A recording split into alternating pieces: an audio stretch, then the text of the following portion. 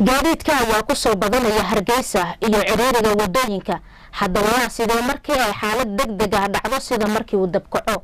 warbixinta warkan waxa Hargeysa loogu soo diray iyadoo sanadihii ugu dambeeyay gaadiidku ku soo badanayeen magaalada Hargeysa ee caasimadda Soomaaliland taasi waxa ay sababtay ciriir dhanka wadooyinka ah waxayna waqti badan ku qaadanaysaa markii aad u socoto goobtaada shaqo ama goobaha waxbarashada haddaba waa sidee markii ay dhacdo xaalad degdeg ah sida markii dabkaco ama markii uu jiro qof dhaawac oo dhakhtarka loo wado arrimaha iyo arrimo kale waxaanu ka wareysanay taliyaha ciidanka taraafikada Soomaaliland Faysal Xiis Cilmi ahna afayeenka ciidanka booliska Soomaaliland busibsanaya wadooyinka waa soo arko waa ciriiri inkastoo dawladdu ay taashay waa wadooyin samaysay haddana dawladdu waa ciriiri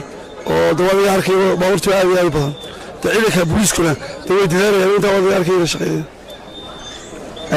haddaan su'aal kale ku weydiiyo ka yar baxsan waxa jira dad wadada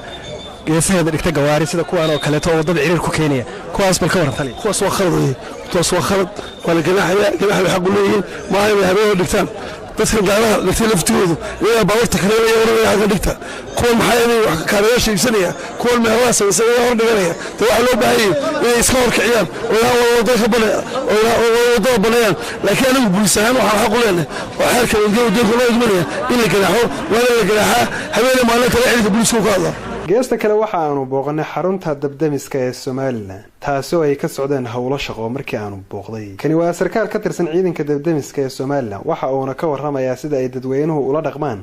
markay u socdaan xaalad emergency ah ka tahay waqtiga dabka la ogaaday waqtiga ciidanka dabdamiska la soo wacay waqtiga ciidanka dabdamiska xarunta uu ka baxay iyo waqtiga ciidanka dabdamiska goobta gaaray waqtiga ciidanka dabdamiska uu xakameeyay goobtii dabku ka jiray iyo waqtiga ciidanka dabdamiska uu baktiyay dabkii jiray intaasina waxa diyaar u ah oo loo record gareeyaa waxa weeyaan marka la soo sheego dabka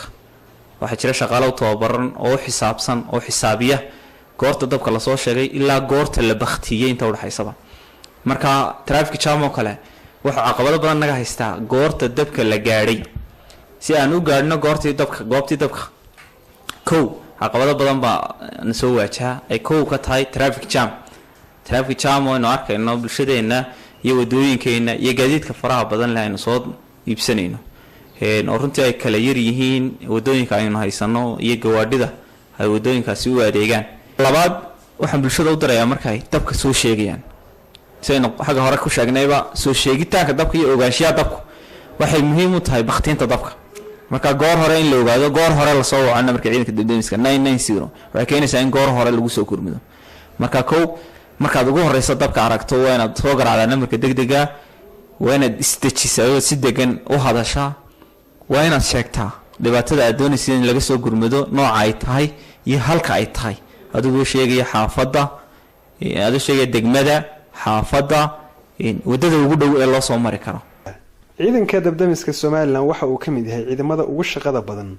markii la eego hay'adaha dawladda waxa ayna markaas diyaar u yihiin inay badbaadiyaan dadka shacabka ah ee soo gaaro dabku iyo hantidooda Cabdirashiid Ismaan Shaalco wararka warbaahinta SBC Hargeysa